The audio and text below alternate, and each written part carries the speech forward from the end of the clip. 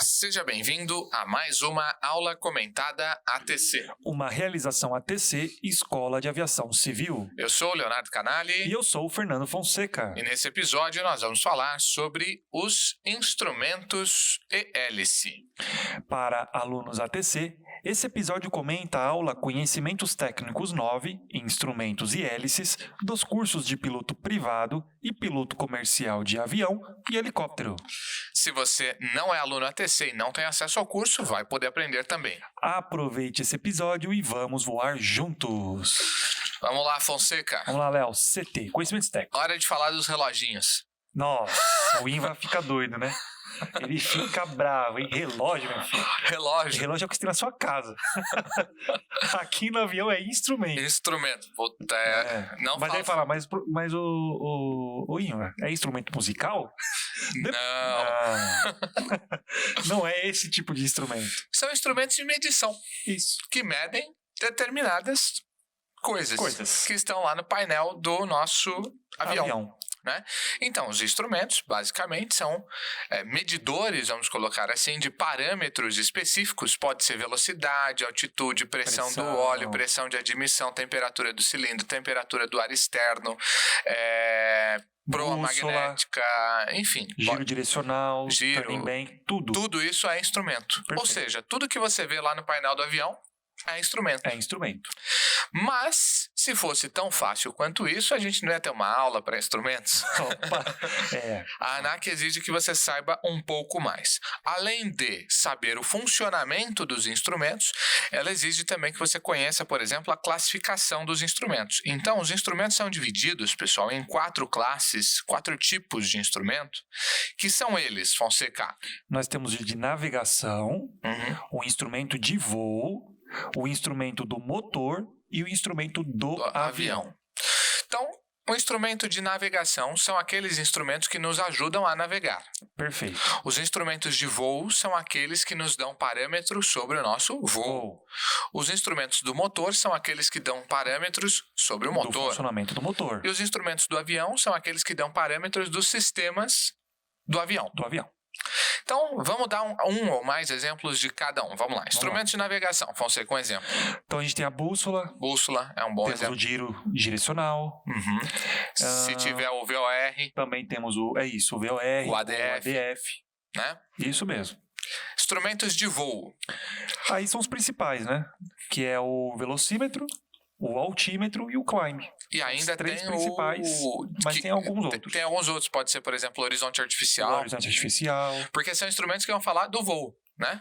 Então, 70 nós de velocidade do voo. Do voo. Altitude do voo. Do voo. Né? Atitude do voo. Razão de subida em que você está voando. Do voo. Né? Sempre do voo. Instrumentos do motor. Então, temos o termômetro, por exemplo, do óleo. Sim. Temos a pressão do óleo. Existem motores, né? Esses superalimentados, que é o motor de pressão lá do manifold pressure, né? Da pressão de admissão do motor da pressão, né? Do motor, entre outros, né? Tem pressão do óleo do motor, temperatura do óleo do motor. Existe a temperatura da cabeça do cilindro também, é um outro tipo de instrumento que é do motor também. Então, aqui é bem lógico, né? Instrumentos do avião. Sistema de trem de pouso. Aquele lá, aquelas luzes do trem de pouso. Amperímetro. Perfeito. Né? Parte elétrica do sistema elétrico, né? O ar-condicionado. O próprio liquidômetro. Né? Isso mesmo. São instrumentos do avião, que mostra ali do tanque, né? Do liquidômetro é um belo exemplo disso. O liquidômetro você já sabe, nessa altura já aprendeu o sistema de combustível. Pelo amor de Deus. Olha só, hein? Então, os instrumentos são divididos em 4 grandes categorias: instrumentos de navegação, instrumentos de voo, instrumentos do motor, instrumentos do avião. Então é possível cair na tua prova de diversas formas esse tema, né? Uma delas é justamente os instrumentos de navegação, né? São exemplos de instrumentos de navegação. Aí vai estar lá bússola, velocímetro, altímetro, amperímetro. Bússola. Somente a bússola. Porque é o que te ajuda a navegar. Isso. Exemplo de instrumento de voo, né? São instrumentos de voo e aí pode ter um conjunto de instrumentos. Então, tudo isso pode cair na tua prova. Isso é questão dada porque é uma questão de pensar um pouquinho já é suficiente para você conseguir responder essas questões. Isso mesmo. E aí aqui, a ANAC exige que a gente passe aqui para você algumas coisas sobre os instrumentos. Então nós já vimos que os instrumentos, o velocímetro, o altímetro e o climb, eles trabalham com a pressão estática ou pressão total e estática. Né? E para isso, a gente tem que, lá fora do avião, ter uma tomada de pressão total. Depois que a gente já gravou 40 aulas, 30 aulas, sei lá, aqui não é mais pra gente ter que ficar explicando o que é pressão total, o que é pressão dinâmica, o que é pressão estática. Isso aí você já tem que saber, pelo amor de Deus. Então nós temos, por exemplo, um sistema do tubo de Pitot estático. Quer dizer que ele capta a pressão total. E também a pressão estática. Isso mesmo. E aí, é sempre bom dizer que sempre tem uma porcaria de uma pegadinha na ANAC que é assim. Se perder a pressão estática, quais instrumentos de voo deixam de funcionar? Eita, aí a casa caiu, né? Aí você vai responder, geralmente, o que os alunos respondem, Fonseca? Só coloca só altímetro e variômetro. Porque o velocímetro precisa só da pressão total, né? Mas então. Mas aí tome.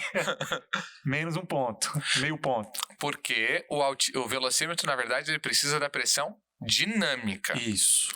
Como não é possível você medir somente a pressão dinâmica, porque a pressão estática ela está em todas as direções e sentidos. Isso. Inclusive na direção e sentido da pressão dinâmica. Isso, porque senão, né? Se você corresse na esquina, você já flutuava. Flutuava, não é assim. Não é assim. Então, a gente captura a pressão total e usa a pressão estática para anular a estática da total e sobra só a dinâmica. Porque pressão total nada mais é do que a soma da dinâmica mais a estática. Isso, aí como não tem o tubo de Pitot estático, né? Não temos a tomada estática alimentando o tubo de Pitot que necessita para funcionar o velocímetro, aí os três deixam de funcionar. Perfeito. Aqui, Fonseca, a gente pode dar uma curiosidade, eu acho, que é o seguinte. A gente tem 3 instrumentos que são básicos de voo, que são altímetro, velocímetro e horizonte artificial. Nem o climb ele é considerado ultra básico, né? No sentido de que, assim, sem esses 3 instrumentos, especialmente num voo IFR, né, por causa do horizonte artificial, mas num voo visual você precisa basicamente de velocímetro e altímetro. Isso mesmo, só esses 2. Esses 2 já são suficientes, né? Sim, inclusive existem algumas aeronaves experimentais que só tem esses instrumentos. E tudo bem. Não tem climb nem nada. Tudo bem. Só olha ali e já...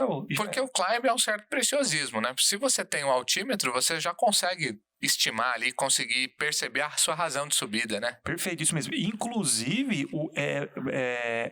se houver uma falha entre esses instrumentos, o que mais o piloto necessita ainda é só o velocímetro. Porque o piloto não pode não ter a indicação do altímetro, mas o mais importante é a velocidade.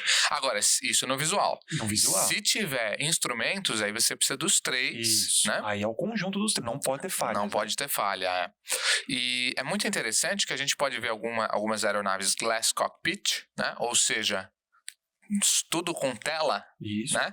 Que são, por exemplo, tem um G1000 bonito, né? Tem 3000, tem um de 5000. Enfim. 5000 é maravilhoso. Mas a gente sempre tem pelo menos esses 3 instrumentos analógicos estão ali embaixo, stand-by ali, funcionando juntos. Tá funcionando juntos. Mas se der pau no eletrônico... Se der pau na tela, pelo menos esses 3 instrumentos são obrigatórios. Inclusive até mesmo nos aviões de grande porte. Sim. Assim, você vê um 747, um 737, 787, tem os instrumentos básicos de analógicos. Que são esses 3 caras. Horizonte, altímetro e velocímetro.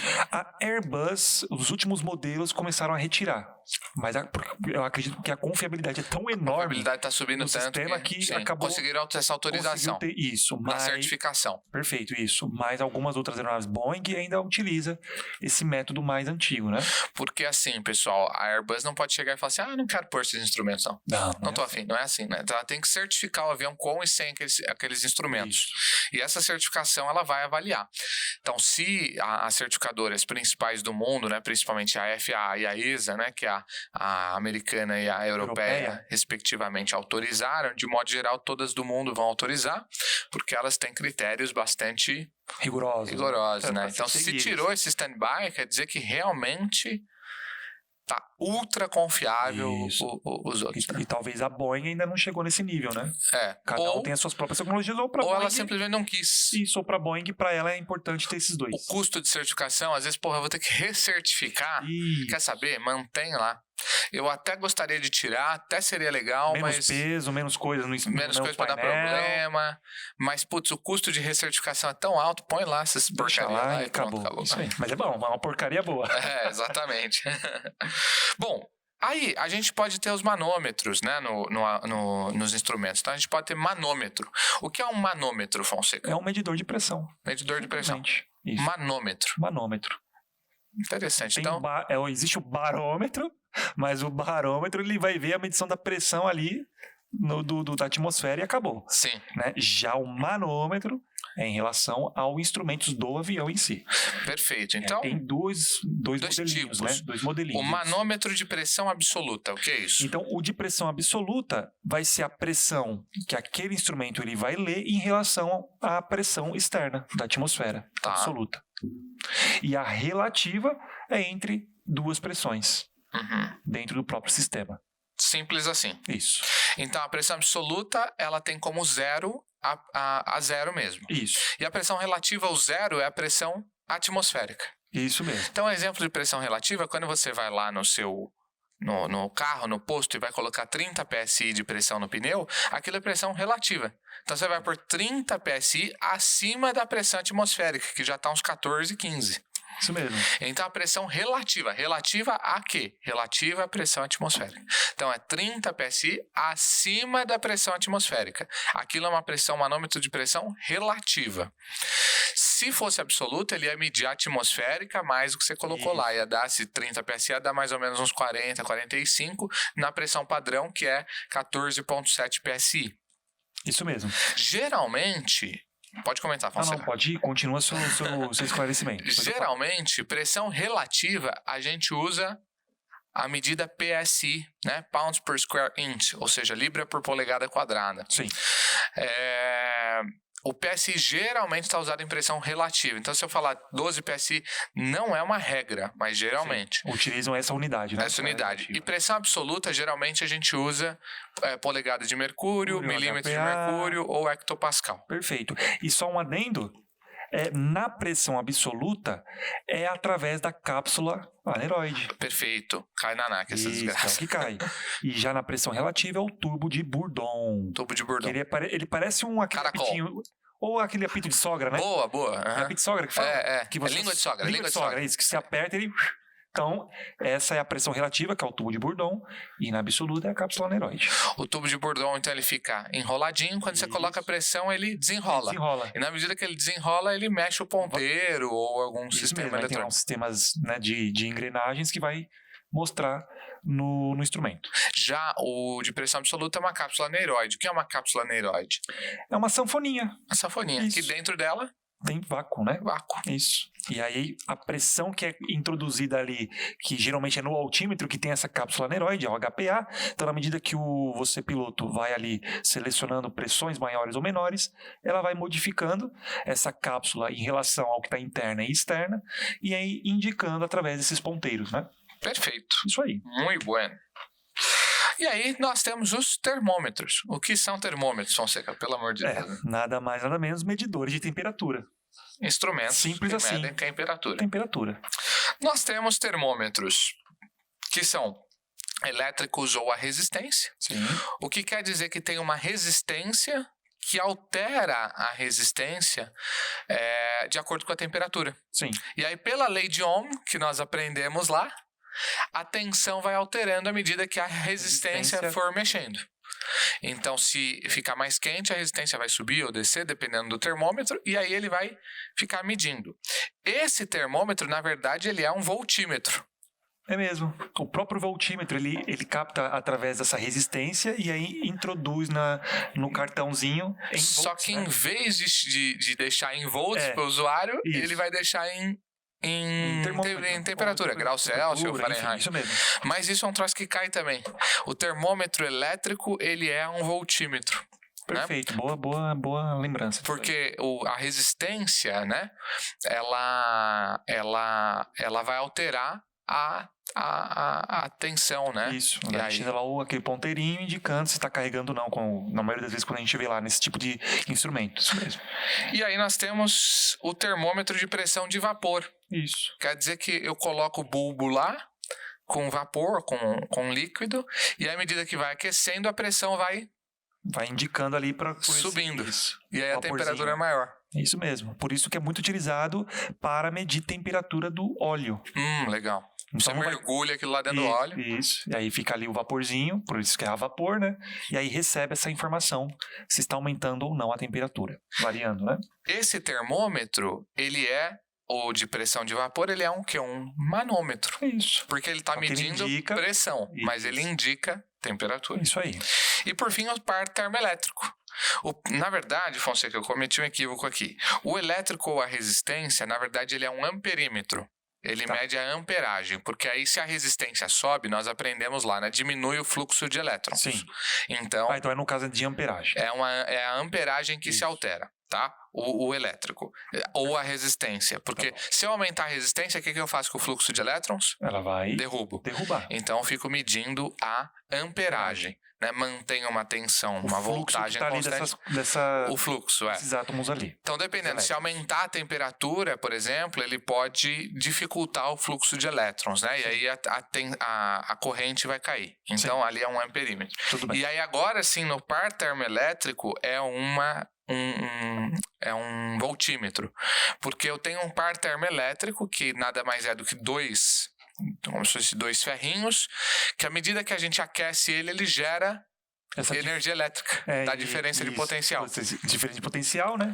Então, quanto mais ele gera, mais temperatura, né? Quanto mais temperatura, mais ele gera, e aí o instrumento mede voltagem, mas ele mostra para o usuário em temperatura. Isso mesmo. Tanto que é utilizado na cabeça do cilindro, né?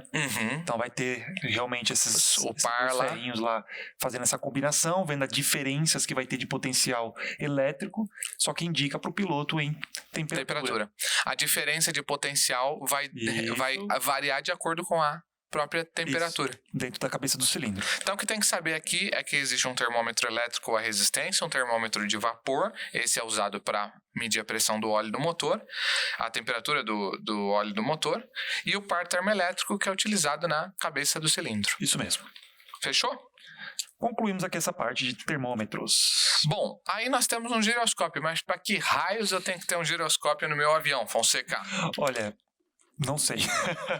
Mas no caso do giroscópio, brincadeiras à parte, nós temos... O giroscópio tem duas características, que é a precessão e a rigidez. Então, dependendo, né, dos eixos que trabalham os movimentos desse avião, pode ocorrer alguns efeitos que ocorrem nesse giroscópio. E existe um instrumento que necessita desses conceitos do giroscópio para entrar em funcionamento, como, por exemplo, como é que é o nome? O horizonte artificial. Isso, o horizonte artificial. Então é através da precessão e rigidez que ele consegue o avião fazer movimentos e ele vai fazendo esses movimentos também da mesma forma. O avião, né? Mas a bolinha que está lá dentro vai ficar parada aonde está, no horizonte. E ela vai ficar parada mesmo com o avião se mexendo em virtude da rigidez giroscópica. Isso aí. Então, o giroscópio é um troço que gira numa velocidade super rápida e fica rígido lá. Então, mesmo que você vire o avião, o cartão graduado ao redor dele vira, mas aquilo ali lá dentro mantém. Fica no horizonte. Isso mesmo. É incrível, né? É perfeito. E, inclusive, isso cai em prova que o sistema giroscópico do avião, justamente pelo horizonte artificial, funciona somente se a bomba de vácuo funcionar. Perfeito. Então, se cair na prova lá, é a bomba de vácuo que aciona os sistemas giroscópicos do instrumento. Porque a bomba de vácuo ela vai puxando o ar, esse ar passa pelo giroscópio e faz ele rodar. É por isso que também tem um instrumento que no checklist tem que ser observado, né? Que é o suction gauge, né? Que é um instrumento de sucção. Sucção do giro. A leitura, sucção do giro. Então, se ele estiver dentro ali da cor verde, às vezes é representado pela cor verde ou tem numerozinhos. Mas geralmente tem os dois juntos. A cor verde, então, estando na cor verde, o ponteirinho indicando na cor verde, então está excelente. Fechou. Muito bem, vamos lá. Seguindo aqui então. Sistema diretor de voo. Esse é um instrumento eletrônico, né, Fonseca? Isso. Praticamente eletrônico, né? Então necessita aí de frequências de VOR ou até mesmo de ADF para conseguir colocar este instrumento em funcionamento. Então, para a galera aí do IFR, ou até mesmo o PP, quando entra aí uma aeronave que tenha instrumentos IFR, ele vai deparar com 2 tipos de instrumentos que refere-se a diretor de voo. Que nós temos o ADI e temos o HSI. Então, o ADI, ele tem a nomenclatura assim em inglês, ó, Attitude Director Indication. Então, é um indicador de diretor ou de direção de atitude. Então, no momento quando você, por exemplo, inicia um voo IFR, aparecerá um instrumento, uma barra, indicando que você deve seguir para subir ou para descer. Por isso é um diretor de atitude, né? Onde você vai apontar o narizinho do seu avião. Então, seguir aquilo lá, ele vai te indicar a atitude perfeita para você chegar numa altitude, enfim, que isso você aí é sobre no piloto automático. Isso aí é sobre o horizonte artificial que ele coloca. Vai aparecer lá no horizonte artificial.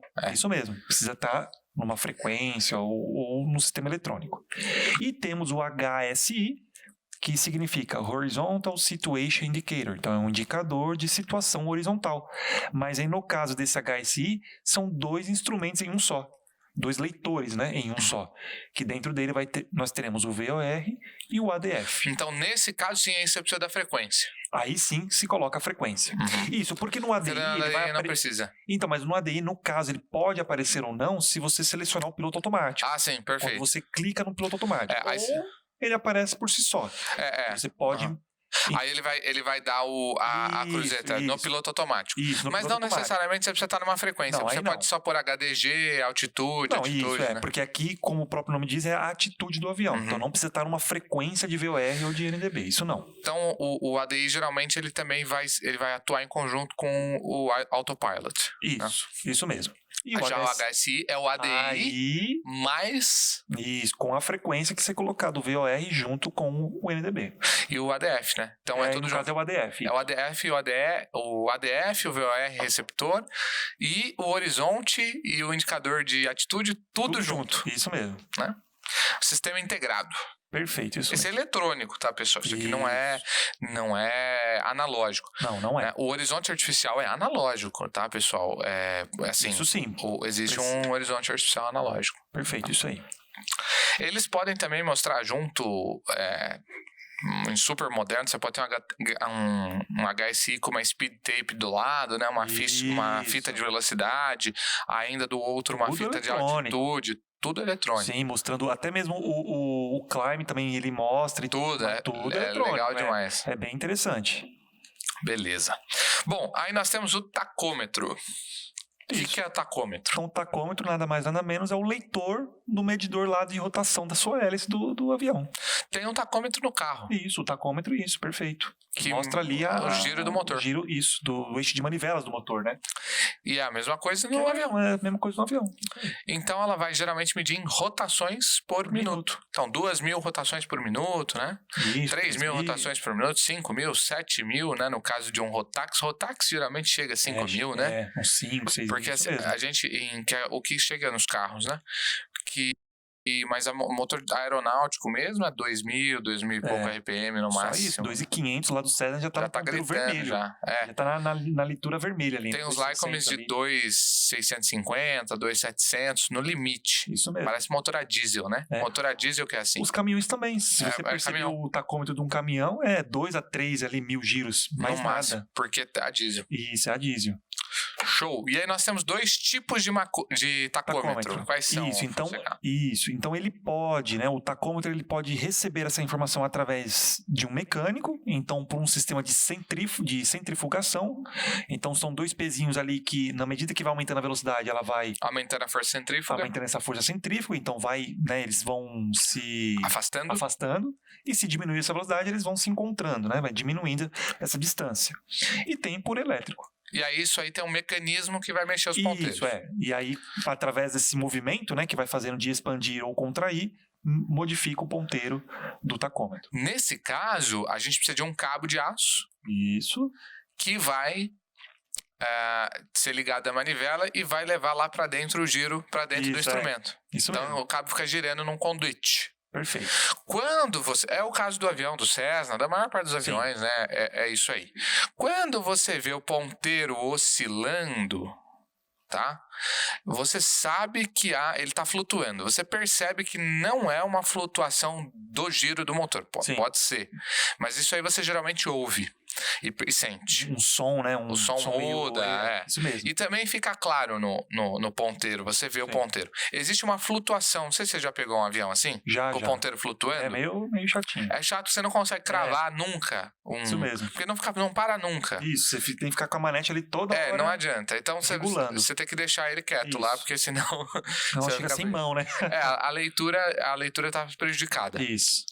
Isso é porque o cabo tá velho. Aí, ó, eu não sabia agora. Né? Esse cabo que tá chega, cansado, já tá cansado, precisa trocar o cabo. Certamente tensionado, de uma maneira correta. Perfeito, ele perde a tensão.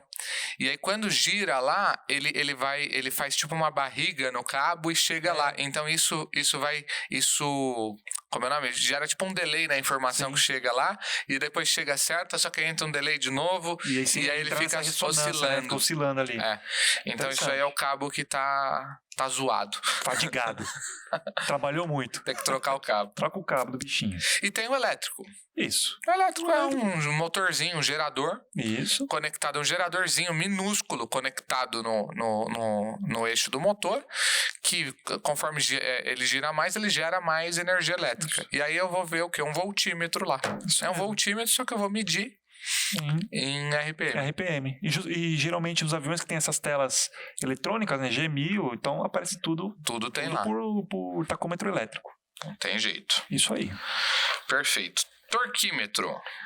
O torquímetro é nada mais nada menos, né, o quanto, né, de torque, o giro que está tendo desse motor, né? O quanto o motor está gerando de força. Isso, né? Que é o momento, o torque desse motor, né? Geralmente a gente vai ter um torquímetro em aeronaves turbo-hélice. Isso mesmo. Né? Isso. Nas turbo-hélices. E aí ele vai medir em libra por pé. Não, pés por libra. Pé por libra, isso. Isso mesmo, pé por libra. Distância por força, né? Não, força vezes distância, né? Porque o pé é distância. Então vem primeiro distância, né? E libras, força, né? A mesma coisa. Força vezes distância, distância vezes força. Libra pé ou pé libra. Então tá bom. Mas é um vezes o outro. É melhor assim, um vezes o outro. Um vezes o outro. Libra vezes pé. Isso. Ou pé, mas eu acho que é pela forma de falar, né? Que é um pouco estranho, mas aí por isso que... Libra pé ou pé libra. Mas enfim, não importa. Então é isso aí. Porque o torque vocês já sabem, né, pessoal? Força vezes distância. Isso é torque. Então força libra, distância pé. Ou distância vezes força, não muda nada. Distância pé e força libra. Isso mesmo. Então, beleza. Manômetro de pressão de admissão. Isso, então... Todo avião tem isso aí, né? Depende. Não. O seu não é bom. Depende, né? Se o seu avião for um motor superalimentado, aí ele vai acompanhar esse instrumento chamado manômetro de pressão. Mas que raio é superalimentado? Eu vou puxar a orelha do pessoal, hein? Que perguntar um negócio desse. Não tem que saber, no bom sentido, Mas só pra gente relembrar, então, um motor superalimentado é aquele motor que acompanha nada mais, nada menos que um centrífugo. Uma peça chamada centrífugo. E aí, compressor. O compressor, isso. Que aí ele age por centrifugação. E dentro desse compressor existem difusores que faz diminuir a velocidade. A gente já aprendeu, quando diminui a velocidade, aumenta a pressão. Então, a pressão que é interna dentro do centrífugo, dentro desse compressor, é extremamente alta. Então, o motor superalimentado é aquele que a gente usa um compressor, que pode ser centrífugo ou pode ser o turbocompressor, né, que tem turbina. Mas a gente usa um compressor para comprimir o ar que vai entrar no motor. E isso aumenta a potência do motor e aumenta o teto prático e absoluto do motor. Isso. E como você mesmo disse muito bem, como nós estamos agora trabalhando sob pressões maiores que a atmosférica, então precisa ter um instrumento lá para a gente não explodir o motor. Explodir o motor. Passar do limite dele. Uma pergunta odiosa da ANAC que é: Quando o motor superalimentado está desligado, o que o manômetro de pressão de admissão vai mostrar? Vai mostrar a pressão local. Pressão atmosférica. A pressão atmosférica local. Então, o manômetro de pressão de admissão ele é um manômetro de pressão absoluta. Isso. Porque ele mede a atmosfera. Isso aí. Se ele fosse um manômetro de pressão relativo, com o motor desligado, ou seja, sem o compressor ligado, ele ia mostrar zero. Aí, quando você liga o motor, liga o compressor, ele ia começar a mostrar compressão. Não, ele não é assim. Ele já mostra a pressão atmosférica. Quando você liga o motor, ele sobe ainda mais, mas ele soma os dois. Isso mesmo. Então, a pressão absoluta. Então, é bem interessante, é bem legal que esses motores, se, por exemplo, por curiosidade, né? Vamos supor que você está num aeródromo e o QNH local lá seja de 1022. Então, lá no seu instrumento, nesse manômetro de pressão, de admissão, claro, se ele tiver no cartão graduado HPA, você vai ver 1022. Mas, geralmente, ele é dado em polegadas de mercúrio, né? Sim. Exatamente. Aí só fazer a conversão. Só fazer a conversão. Beleza, bússola. A bússola. O que é a bússola? Nada mais, nada menos é um indicador de direção, né? Em magnético. Ela indica, ela aponta para o norte magnético. Isso. Né? E assim a gente consegue saber para onde o nosso nariz está apontado em relação ao norte magnético. Todo mundo já deve ter visto uma bússola, né, pessoal? Bússola. Tranquilo, né? Você olha a bússola, o ponteiro aponta lá pro norte magnético. Inclusive tem bússola de todos os tipos. Você só colocar na Shopee, OLX... Isso, compra uma bússola, pelo amor de Deus. Mercado Livre. Você põe bússola lá, meu, parece bússola de tudo quanto é tipo lá. Exatamente. Então a bússola é um instrumento que vai medir a direção da proa da aeronave em relação ao norte magnético. Porque ela está magnetizada, ela é imantada, ela é atraída pelo magnetismo terrestre. Isso aí. Muito louco, né? É muito da hora. Muito louco e muito da hora. Essa é a bússola magnética. E aí nós temos as bússolas de leitura remota. Essa eu deixo com você. Ah, meu Deus. A bússola de leitura remota é o seguinte. Em diversos pontos do avião, isso eu tô falando, pessoal, um avião complexo, né? O Cessninha lá tem uma bússola aeronáutica que ela fica ela aceita, né, as movimentações. Nossa bússola não é uma bússola qualquer. Sim. Ela já é uma bússola especial porque o avião balança, o avião curva, tudo isso ela tem que, né, manter ali a sua leitura. Isso. Então, assim, a bússola é uma coisa assim que a gente tem que entender que ela é muito sensível. Imagina, ela tá pegando magnetismo terrestre. Pode haver interferências, né? Pode haver interferência. Põe o seu celular do lado da bússola. Você vai ver ela dando uma pirueta. Vai mesmo. Ela vai assumir um novo norte. Vai criar um novo norte ali. Ela vai criar um novo norte. Pode fazer, gente, é verdade. Aí você pega o celular, vira o celular. Você vai ver que ela vai trocar um outro norte. Na posição que você deixou o seu celular, você simplesmente vira ele. Você vai ver que vai trocar um novo norte. Olha só. Que louco. É outra.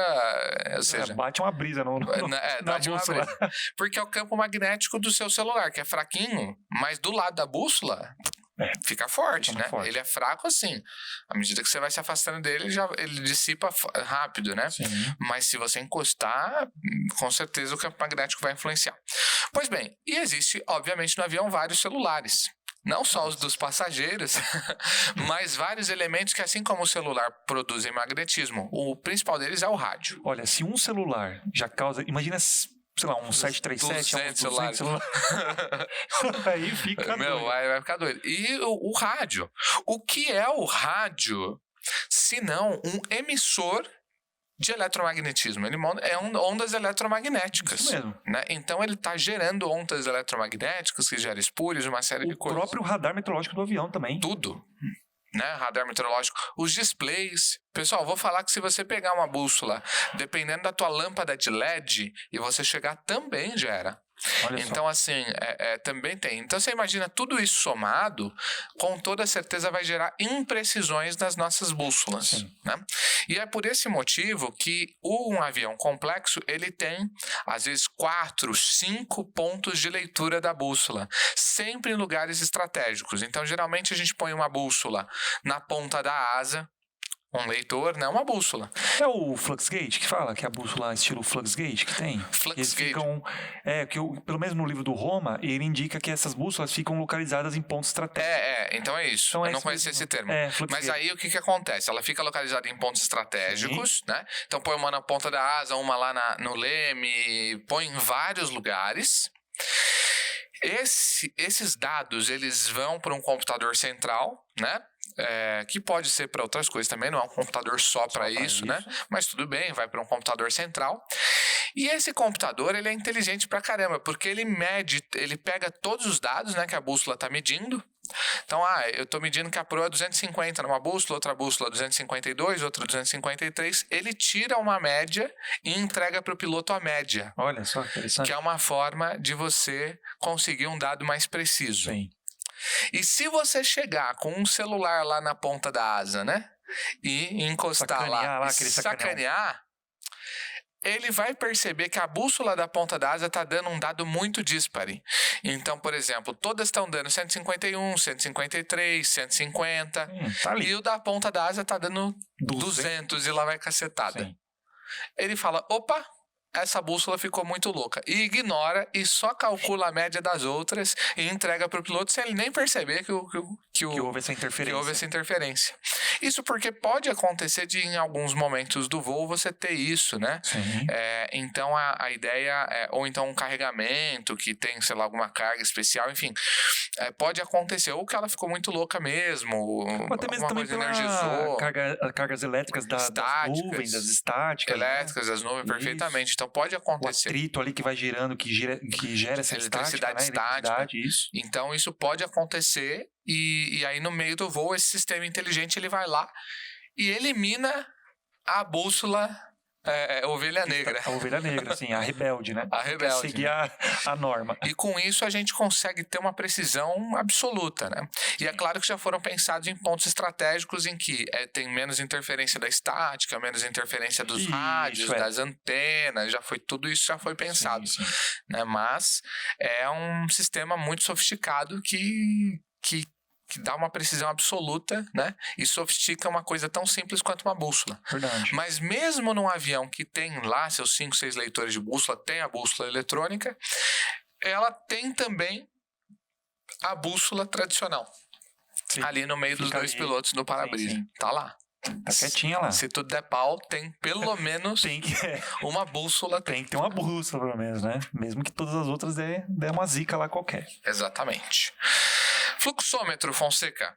Então, o fluxômetro é um instrumento que vai ler ou medir a quantidade de combustível que está sendo consumido naquele exato momento.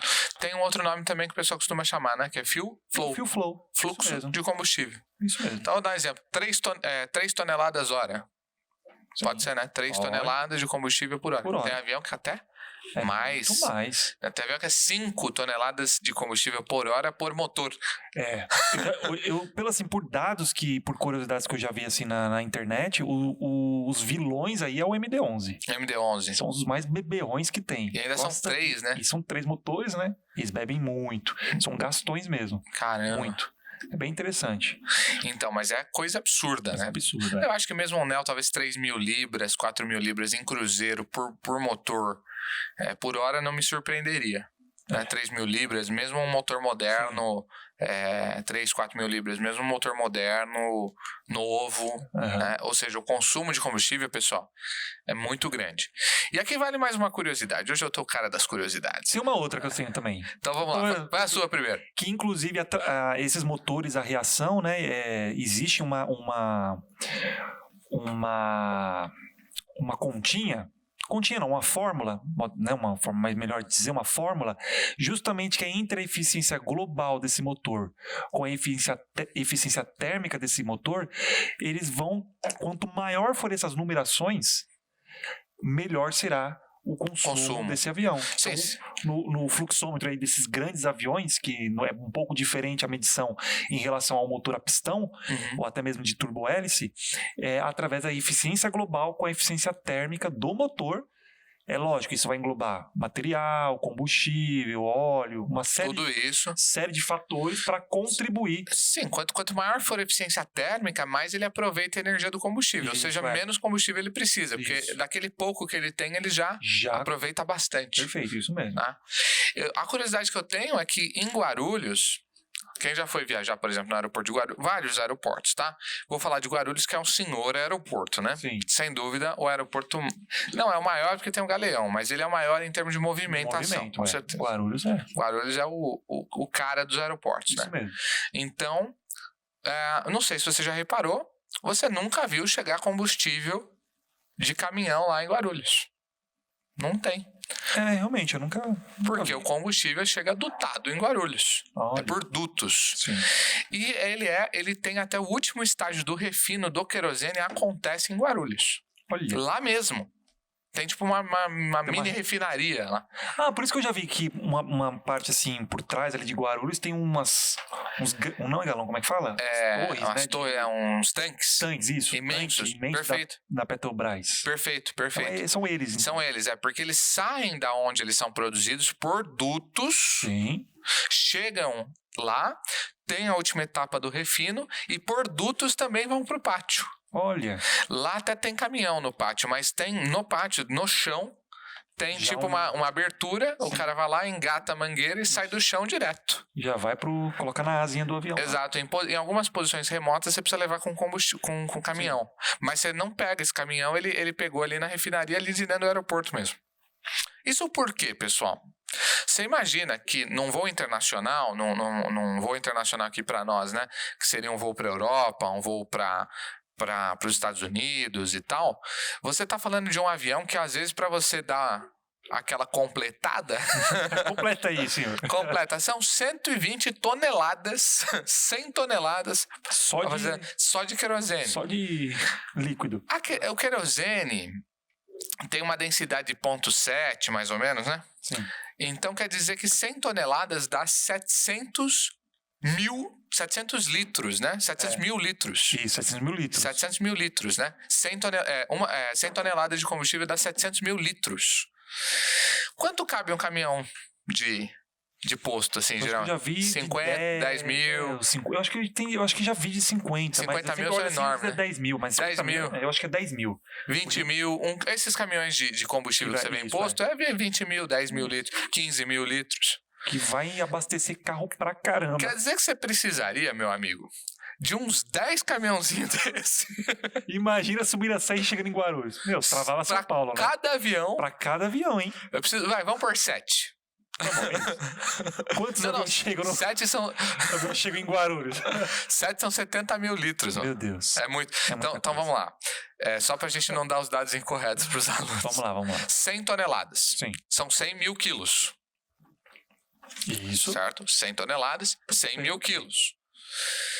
Vezes 0,7, a gente vai ter, para transformar esses 100 mil quilos em litros, nós temos 70 mil litros, né? Não 700 mil litros. 70 mil litros.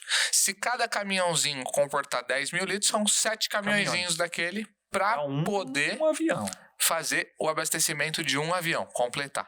Né? Ou quase completar, porque tem avião que leva mais. Isso, Aí vamos fazer uma conta besta aqui. Sai por dia de voo internacional, sei lá, vamos imaginar que à noite sai 20. Não, num dia mil é pouco. Eu tô falando só de voo internacional. Tá bom. Tô falando de voo normal. Só o voo internacional que são 7 caminhõezinhos. São aquele voo que vai pra Europa. Vamos imaginar que são uns 20 só à noite. 20 vezes 7 são 140 caminhãozinhos chegando lá. Só pra um dia, cara. Não tem condição. Não, é inviável. Não tem condição. Fora como é que ficaria o pátio, né? Ia ser um trem de caminhão, né? Cara, é impossível. É impossível. Então, por isso que é dutado. Porque se eu fosse para 70 mil litros, mesmo que eu tivesse um caminhão, por exemplo, de 50, tá? mil litros, que eu acho difícil existir mesmo seguro, só se for de 2 estágios, né? Aqueles grandes. Mas vai 40 mil litros, eu vou precisar de 2 caminhões por avião, né, cara? Mas já é chato pro fluxo do pátio, por isso que é dutado. Eu acredito que até o que é adutado, ele tem uma pressão muito maior de enviar mais rápido também do tem que isso. Um caminhão, né? Também tem Imagina, o caminhão tem uma bombinha lá que vai... Imagina quanto tempo duraria para abastecer lá, tirar 2 caminhões... 70 mil litros. E em relação a, por exemplo, sair mesmo do próprio duto, né? É absurdo. Seja muito maior a pressão ali do... E o tempo encurta, né? Encurta o tempo, facilita tudo. Então, é um absurdo. Bastante. Bom, curiosidades. É bom, faz bem. Radioaltímetro. O radioaltímetro, eu gosto de falar que ele parece um radiosonar de um submarino. Então, o radiosonar vai enviar, né, um sinal de som, porque está atravessando através de um líquido, né? E aí vai se chocar em alguma pedra, alguma rocha, algum outro objeto e volta respondendo ou mostrando lá no sinal, né, no radar, o que está acontecendo naquele exato momento. O avião, nem todos os aviões possuem o radioaltímetro, porque justamente é um equipamento caro. Perfeito. E demanda um pouco mais de cuidado e dependendo do tipo do avião, não tem porquê. Não tem um porquê ter. Porque ele simplesmente vai bater no chão, na subida ele vai dizer a altitude em relação... Não é altitude, altura. É altura. Isso. E aviões muito pequenininhos, o piloto ele tem essa noção, né, em relação à sua linha do horizonte com a aeronave. Então, o pouso, enfim, não vai ser um pouso complicado de se fazer. Não. Agora, você imagina, por exemplo, um 747, que já está ali a 7 metros de altura. Como é que o piloto vai ter uma noção se está se aproximando ou não da pista, né? A cabine tá, não vou dizer a essa altura, mas tá, dependendo do avião, no 47 pode ser que esteja 7 metros ou mais. 5 ou 7, Um A380, então, muito maior. É verdade. Mas vamos no Boeing ou Airbus, que, sei lá, 3, 4 metros de altura, né, ali em relação à cabine do piloto. Então, o piloto precisa ter uma referência. Sim. Então, é através desse sistema, então, a mesma coisa, vai ser enviado, só que no caso não vai ser som, né, vai ser ondas eletromagnéticas, que vai se chocar com o solo, e esse vai ter a refração, né? Devolve para o avião. E aí essa antena... A reflexão, obrigado. Então a antena recebe essa reflexão e aí vai emitir lá para o piloto, olha, 1000 pés de altura, aí 500, 400, 300, até chegar no 10, 0 e pousou. Se você é rato de vídeo no YouTube de avião, você com certeza já viu uma aproximação num... E tem os calaudos. 100, 50, 40, 20, retard, né? Isso, é claro. Isso é o radioaltímetro. Isso, Então, aí no caso desse radioaltímetro, é um sistema que se coloca para falar. Fazer ele cantar. Isso. Mas o dado que ele está cantando... Mas o dado é aquilo lá do radioaltímetro. Provém do radioaltímetro. Isso mesmo. Se o seu radioaltímetro tem, mas não tem esse sistema, aí quem tem que falar é o copila, meu amigo. É o copila que tem que cantar pro comandante. Aí não tem jeito. Se cantar errado... Já era.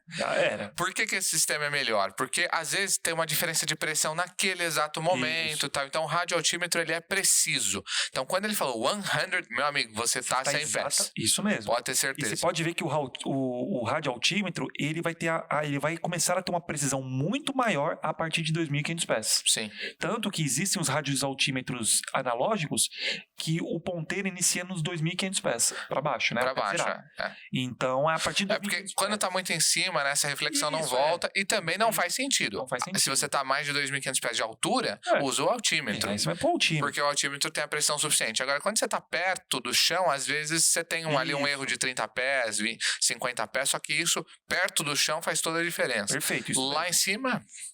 2.000 pés de altura, 2.500 pés de altura. O sistema não consegue mais receber, né, esses sinais. Curiosidade, o radioaltímetro é um equipamento mandatório para ILS categoria 3. Isso, independente se for Alfa, Bravo e Charlie. Tanto que nas cartas, para quem é a galera aí do IFR, você pode perceber, se vocês pegarem a carta ILS CAT 1 do aeroporto de Guarulhos e o CAT 2 ou 3 do aeroporto de Guarulhos, a informação do CAT 1 vai estar somente a DA. Que é Decision Altitude, que é aí que você vai colocar lá no seu... Uma altitude de decisão. Lá no baro do avião, né? Tem o baro e tem também o radioaltímetro. E no radioaltímetro, quando você for lá observar na categoria 2 ou 3 do aeródromo, e aí ele vai estar indicando RA, que é o radioaltímetro. Aí sim, aquela informação que está lá na carta, você deverá colocar, se for no Boeing lá, você coloca no seu radioaltímetro a indicação da numeração, porque quando ele falar aquele exato número, ele vai falar mínima. Os mínimos. Se der mínima e você não viu nada, vai fora. Se der mínima, não viu, continue e pausa. Show! Isso aí. Bom, todos os instrumentos, pessoal, do avião, todos, eles vão ter uma faixa, geralmente. Uma faixa verde, uma faixa amarela e uma faixa vermelha. A faixa verde a gente chama de operação normal. Enquanto estiver na faixa verde, você está na operação normal. A faixa amarela é a operação cautelosa, ou seja, pode deixar aquele instrumento. E isso vale para tudo, tá, pessoal? Então, por exemplo, pode ser a temperatura do óleo do motor. Se estiver na faixa verde, tá tudo bem. Se estiver na amarela, opa, você tem que saber os números, mas as faixas, elas ajudam a gente a entender o que está acontecendo, né? Pô, tô me aproximando da faixa amarela. Não tá sendo bom, né? Então, você tem também no altímetro, você tem isso também. No contagiro, você tem isso também. Então, em quase todos os instrumentos, você vai ter uma faixa verde, uma faixa amarela e uma faixa vermelha de operação. Então, por exemplo, o velocímetro, de repente, você tem lá a faixa verde de 40 até 108 nós no Cessna, é isso, né? Isso. De 108 até uns 120, não me lembro exatamente, 130 é amarelo. 120 que ainda é amarela, eu acho que eles ensinam 120. 120, né? O amarelo ele vai até o 140. Já vi, depois fica tudo vermelho. E aí fica vermelho, que você não pode passar. Então, do 120 até o 140, operação cautelosa. Do 140 para cima é never exceed. Não pode, tá vermelho. A VNE aí. Então, você tem essa faixa junto com o dado. E isso é muito legal, porque ajuda você a entender o que você pode e o que você não pode fazer. Então, formalmente é verde, operação normal, amarela, operação cautelosa e vermelho, operação proibida. Mas a gente brinca, né, Fonseca? É isso que eu queria falar pra você. Como é que é a brincadeira? Verde pode, amarelo não pode e vermelho explode. Boa. Vermelho olha, cara. Vermelho vai dar ruim. Sai daí, pelo amor de Deus. É melhor você ir pro voo planado. Se for velocidade, tira o motor, puxa o nariz e vambora. E vai. Isso mesmo. Boa, Léo, boa. Então, gostei. Isso aqui é aplicável a qualquer instrumento. Verde pode, amarelo não pode. Não é que amarelo não pode. Amarelo é operação cautelosa, mas é bom evitar. Então, amarelo não pode. Porque o amarelo... E o vermelho explode. Isso é verdade. Porque no amarelo, assim, o verde pro amarelo, você ainda consegue acontecer e até voltar.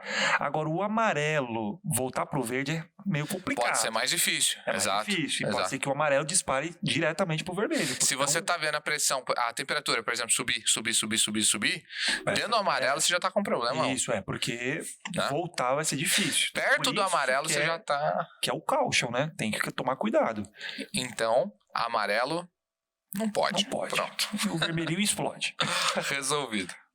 Antes da gente ir para hélices, Fonseca, eu queria dizer que se você ainda não é aluno ATC e quer estudar conosco, acesse o nosso site www.atctreinamento.com.br. A ATC é uma escola de aviação civil homologada pela ANAC. A gente ministra cursos de aviação no formato EAD. Lembrando que a aula comentada ATC é uma série complementar do nosso curso para auxiliar os alunos nas revisões das aulas. Junte-se aos mais de 5.000 alunos ATC e venha estudar com a gente. Para mais conteúdo de aviação, siga-nos no @ATC Treinamento no Instagram. ATC Treinamento, @ATC Treinamento. Hélices. Vamos falar um pouquinho de hélice agora. O que é hélice? Boa. A hélice, nada mais, nada menos, é uma asa, né, porque ele é considerado um perfil... Um aerofólio. Um perfil aerodinâmico, então ele é considerado um aerofólio. E ele tem esse perfil assimétrico, né? Que é justamente para ter essa alteração de tração ou não. Então, é claro que esse ângulo que a gente já comentou lá em teoria de voo e até mesmo dentro do conhecimentos técnicos, que a torção nesses determinados pontos da hélice é o que vai permitir gerar essa tração. Até porque a gente já viu, né, que o ventilador tem também hélice e tem uma pequena torção ali, mas não é a quantidade exata para que o ventilador saia andando. Vira um filme de terror, né? Ou seja, ventilador assassino. A hélice também tem intradorso, extradorso, bordo de ataque, bordo de fuga, ângulo de ataque. Tudo que um aerofólio normal tem. Na hélice é a mesma coisa. A diferença é que pra gente conseguir ter vento relativo no avião, o avião tem que ir pra frente, né? Tem que voar, tem que ter velocidade. Pra gente ter vento relativo na hélice, basta ela girar. Né? Isso aí. Aqui, a ANAC exige que a gente explique para vocês o que são as estações da hélice. Então, a origem da hélice é o zero ali, né? O meio da hélice, que é onde o eixo entra, né? Ali é o zero. Sim. Então, 60 centímetros afastado da hélice, tem a estação 60 centímetros. Geralmente é em polegada, né? Isso. 20 polegadas. Então tem estação 20. Então você pode ter as estações da hélice. Nós já aprendemos em teoria de voo, salvo engano, que a hélice ela vai tendo, à medida que a estação vai subindo, quanto maior for a estação, ou seja, quanto mais distante do centro ela está, menor é a torção, né? Menor é o passo. Em teoria de voo. Nós vimos em teoria de voo, né? Porque na ponta a hélice está com uma velocidade maior do que na origem. Então, como lá a velocidade é maior, eu tenho que compensar isso reduzindo o ângulo de ataque. Justamente pela distância ser maior, o caminho da ponta vai ter que ser muito maior, então a velocidade tem que ser, muito maior em relação ao do cubo, né? E o cubo é o centro, é onde a hélice é presa ao motor. A raiz, vamos dizer. A raiz podemos dizer que é a raiz da hélice, né? Podemos, claro. Isso mesmo, que é mais torcida próxima da raiz, ou exatamente na raiz, que é o cubo. Aí a gente tem a face da hélice e o dorso da hélice. Né? Então a face é um lado da hélice e o dorso é o outro lado. Sendo o dorso a parte de trás e a face a parte da frente. Certo? Certíssimo. Temos um bordo de ataque, que é a parte que encosta no ar pela primeira vez na hélice, e é isso daí. Isso, e o bordo de fuga, que é o ar, né, os filetes de ar passa pelo extradorso e intradorso e vai para o bordo de fuga, igualmente de uma asa. Uma asa. Isso mesmo. Só que a velocidade dela é conseguida pela rotação do motor. E aí ela vai produzir mais ou menos tração. Lembrando que a hélice é aquilo que vai transformar a potência efetiva do motor, que é aquela entregue no eixo do motor, em potência útil, que é aquela entregue... trator, é o potência trator. Ou tratora. Tem esses dois nomezinhos. Só pra exatamente. Que é aquilo que... Realmente a tração. Tratora. É isso mesmo. E é a potência útil para ir para frente. Perfeito. Isso aí. Os materiais das hélices, a gente tem hélice de madeira, a gente tem hélice de alumínio. E temos hélices mais modernas de materiais compostos. São plásticos. Legal, hein? Mas não é esse plástico normal, PVC, né? Um caninho PVC, né? É fibra de carbono, né? Eu falo plásticos que é uma forma simplificada, né? Mas os materiais compostos são polímeros, que basicamente são... O que é um material composto, né? Um material que ele tem duas... ele é composto, né? Ou seja, ele não é um material único, ele tem dois tipos de materiais. Para ele se formar. Esse é o material composto. Então, pode ter hélice de material composto, como tem avião de material composto, como tem tudo isso.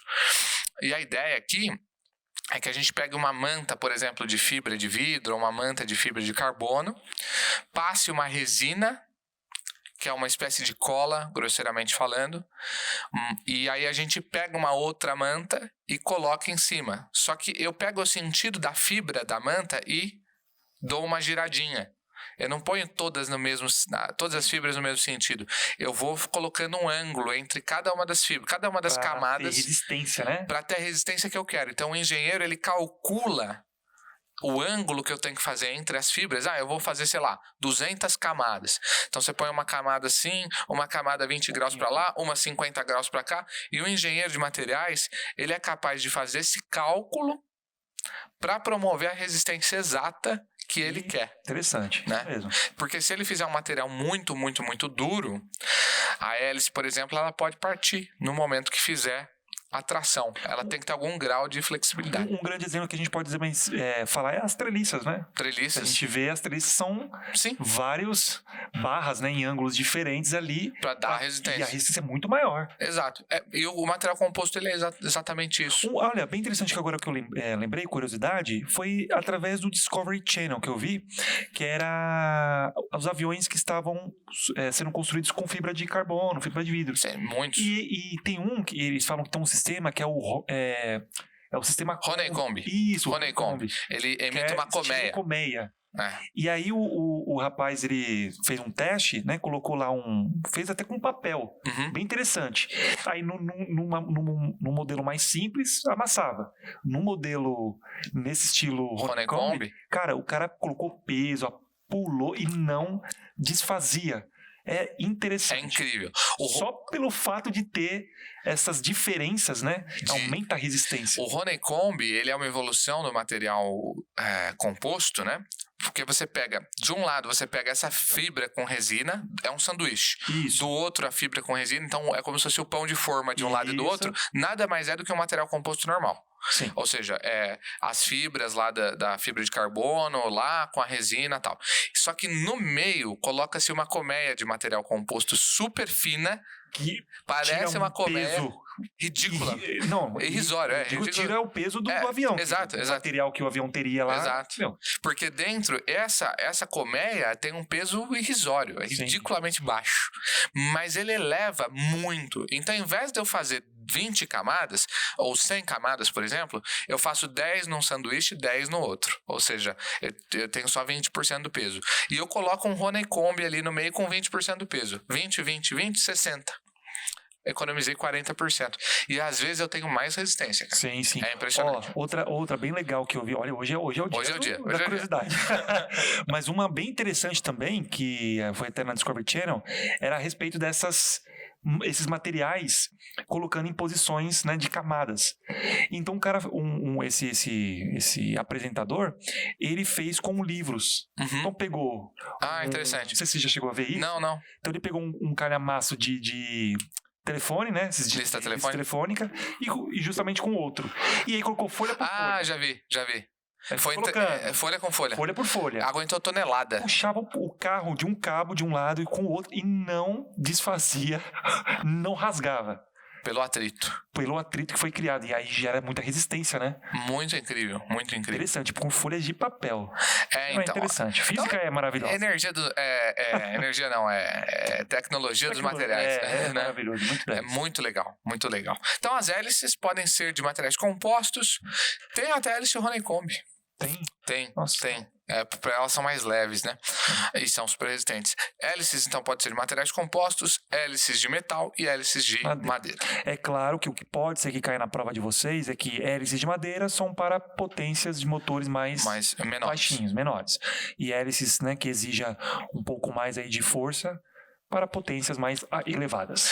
O ângulo de passo, então, nada mais é do que o ângulo de ataque ali da hélice com o avião parado. Na aula, vocês podem ver uma ilustração muito melhor disso, né? Mas é importante você saber que a hélice pode ter passo fixo, ou seja, ela é feita no molde, na fábrica daquele jeito e não muda. Okay. Pode ter o passo ajustável, que é aquele que a gente tem que colocar tirar a hélice do avião, colocar numa bancada, ir lá com uma chave, num gabarito, torcer e alterar. Então, ele é ajustável, é passível de ajuste. E o passo variável. Isso. Você pode variar durante o voo inteiro.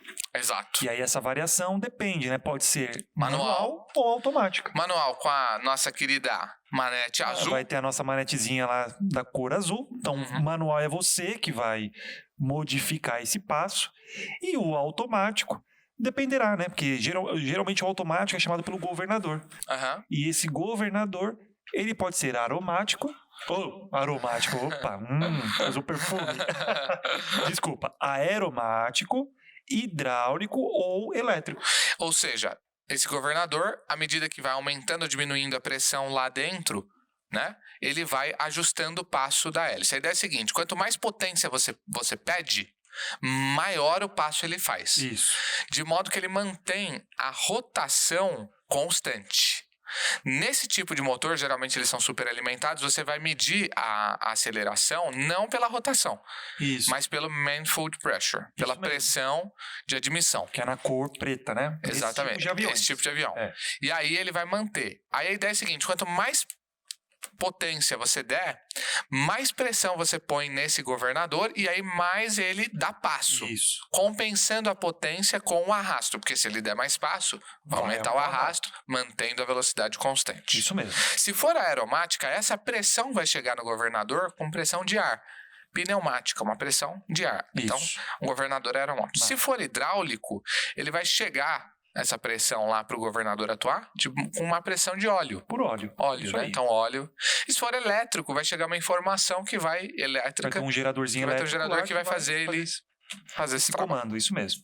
Beleza? Então, as hélices podem ser de passo fixo, não é possível alterar. Passo ajustável só altera em solo. Passo variável você pode alterar em voo. Pode ser manual essa alteração no manete azul. Então, você altera. Você fazer essa alteração. Passo máximo para torque, pousos e decolagens, portanto, passo menor para você ganhar velocidade. Diminui arrasto, né? Diminui o passo, diminui o arrasto e o avião cruza mais. Voa mais. Isso eu quero lá em cima. No chão eu quero motor, quero potência. Quero que ele me dê torque. Isso mesmo. E o automático, ele é nada mais, nada menos do que aquele que automaticamente ajusta o passo de acordo com a potência. Se você pedir muita potência, ele já vai dar um passo maior para te dar toque. Se você pedir um pouco menos de potência, ele vai entender que tem que cruzar mais. E aí pode ser aeromático, governador a ar, governador é aquele dispositivo que faz essa alteração. Isso. Hidráulico a óleo e elétrico. Isso mesmo. E independente disso, que tenha o tipo de hélice de passo variável automático, ainda a manete estará lá. Sim. Não é que não tem, ela vai ter. Só que a única coisa que você precisa fazer é só colocar ela para frente. Colocar para frente, porque ela tem, geralmente essas hélices de passo variável, ela tem também o reverso, que a gente vai falar o que é. Ou seja, ela vai modificar o ângulo. Uhum.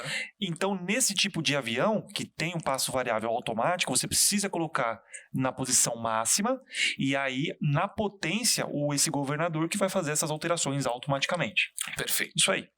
Os passos importantes. Então, o primeiro é o passo bandeira, que é quando você pega o bordo de ataque da hélice e alinha ele com o fluxo de vento. Fica praticamente alinhado. Essa hélice para de fornecer potência, Isso. mas também fornece o menor arrasto possível. Quando você usa o passo bandeira? Geralmente com o motor desligado, ou se você lá no ar perdeu o motor. Isso mesmo. Aí você embandera um motor que é para ele oferecer a menor resistência, você diminuir o arrasto. Nós já aprendemos no voo planado de teoria de voo que quanto menor o arrasto, melhor, né? Será, no caso do voo planado, se a gente diminuir o arrasto selecionada correta para o planeio. Pro planeio. Isso, que é o melhor alcance, né? Então você vai ter um alcance melhor, você vai diminuir o ângulo de planeio, vai ser excelente então, se você embandera o bichinho lá. Embandeirar. Então o passo bandeira é o passo que fornece menor arrasto, mas não fornece tração, esquece. Isso, não terá. O passo chato é o contrário do bandeira. Ele vai ficar vai criar uma parede, né? Vai ficar 90 graus em relação ao vento relativo, né? Também não vai gerar sustentação. Sustentação não, tração. Mas vira um paredão. Vai virar uma parede. E por fim o passo reverso, em que ele reverte totalmente a hélice, passando, ao invés de jogar para trás, né, se for uma hélice tratora, em vez de jogar para trás, ele passa a jogar para frente, ele reverte. Isso mesmo. Né? Vai alterar esse ângulo, fica um ângulo negativo em relação ao vento relativo, e aí o efeito é justamente esse. Você passa a fazer potência ao contrário. Isso. Não chega, pessoal, a ser tão eficiente quanto ele faz potência para o avião ir para frente. Não é. É bem pouco, vai dar uns 20, 30% no máximo da potência que ele seria capaz de produzir para frente. Tanto que a amplitude lá na manete é bem pequenininha. É bem pequenininha, porque você só entra na reversa. Às vezes é só uma alavanquinha, pum. Aí faz. Porque é curto, né? O efeito não é tão assim grande. Porque você não inverte o giro do motor, né? Você simplesmente dá uma invertida na hélice. Isso mesmo. Isso aí você vai usar, obviamente, quando você pousar, você pode usar o reverso, o passo reverso. Cuidado, pessoal, porque não é isso que acontece nos aviões de grande porte, no Airbus, no Boeing. Não. Ele não reverte o passo da hélice, ele deflete o ar de uma outra forma. Isso. E aí funciona. Se você tá fazendo PC, nós vamos ver isso aí na próxima aula, né? Legal, isso mesmo. Se você tá fazendo PP, a matéria de conhecimentos técnicos acaba aqui. Finalizou. Parabéns. Finalizou, parabéns. Parabéns para você. No PC, a gente vai ver, tem mais uma aula ainda pra gente verificar os motores a reação. Entrar aí numa nata, Vamos nata entrar da aviação. nata. E se você tá no PP, já você vai tem... chegar lá. Mas vai chegar também. Isso aí. Fechou então, Fonseca? Fechamos. Muito obrigado pela sua audiência. A gente se vê no próximo. Valeu. Tchau, pessoal.